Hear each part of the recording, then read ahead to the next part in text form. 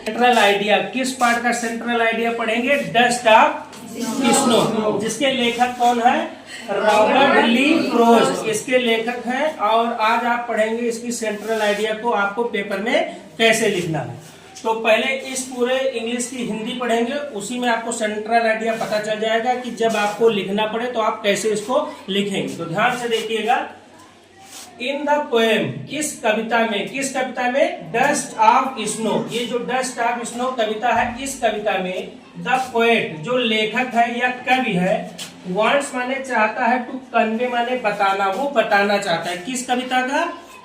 Dust of snow कविता का जो कवि है वो हमें बताना चाहता है कि सम टाइम मतलब कभी कभी, सर्टेन मतलब होता है निश्चित, और मोमेंट मतलब क्या होता है? क्षण, कुछ निश्चित क्षण, या फिर एक्शंस माने क्या होता है? कार्य। कभी कभी कुछ निश्चित क्षण या कुछ कार्य जो आर माने होते हैं, छोटे छोटे कार्य हो या फिर कोई निश्चित क्षण हो, जो होते हैं, देखने में कैसे होते हैं? सिंपल होते हैं, लेकिन उनके पास होता है क्या?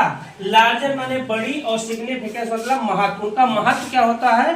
बड़ा होता है। देखने में वो सिंपल होंगे लेकिन उनका महत्व क्या होगा? बड़ा होगा। दे कैन, वह सकते हैं। कौन? ये जो एक्शंस होंगे या वो जो क्षण होंगे वह सकते हैं। चेंज मतलब बदल सकते हैं, वो बदल सकते हैं। जो क्षण होंगे, जो पल होंगे या जो कार्य होंगे वो बदल सकते हैं। मूड को, मूड मतलब मूड को बदल सकते हैं, या फिर लाइफ ऑफ ए पर्सन, या किसी व्यक्ति के जीवन को बदल सकते हैं। वो जो छोटे छोटे पल होंगे जिनकी वैल्यू कोई नहीं है, देखने में सिंपल होंगे, वो किसी भी व्यक्ति के जीवन को या उनके मूड को पूरी तरीके से बदल सकते हैं। द वे, इसी प्रकार इस कविता में एक क्रो, एक कौवा, शेक डाउन, शेक मतलब हिलाता है। यहाँ पर एक पेड़ होना चाहिए, हेमलॉक ट्री। आपने पढ़ा होगा कौन से ट्री को हिलाता है? हेमलॉक ट्री को।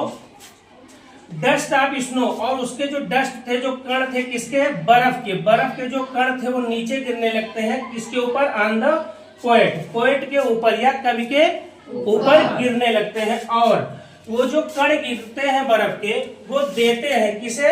उसे, लेखक को या कवि को। क्या देते हैं? एक आइडिया देते हैं। क्या देते हैं? एक विचार देते हैं, जिससे लेखक सोचने लगता है कि हमें कौन सी आइडिया मिल रही है। और to shake off, shake off मतलब क्या होता है? क्या बताया हमने? हटा दीजिए, मिटा दीजिए, या उसको मत करिए, बच जाइए। हिज माने अपने, और डिप्रेसिव मतलब होते हैं जो दुख वाली चीजें होती हैं, थॉट, जो मन में दुख वाली सोच है उसको हटा दीजिए। बिकेम चीयरफुल, खुश बन जाइए, और कुछ यूजफुल करिए, कोई यूजफुल काम करिए जिससे आपका भला हो। लाइन का तो टोटल ये हुआ, लेखक क्या कहना चाहता है, कवि क्या कहना चाहता है।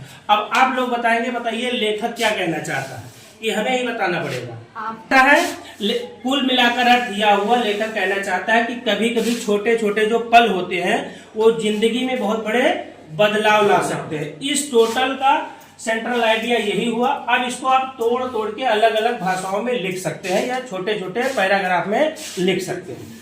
अब हम बताएंगे इसको छोटे छोटे भागों में तोड़ तोड़ के कैसे लिखेंगे।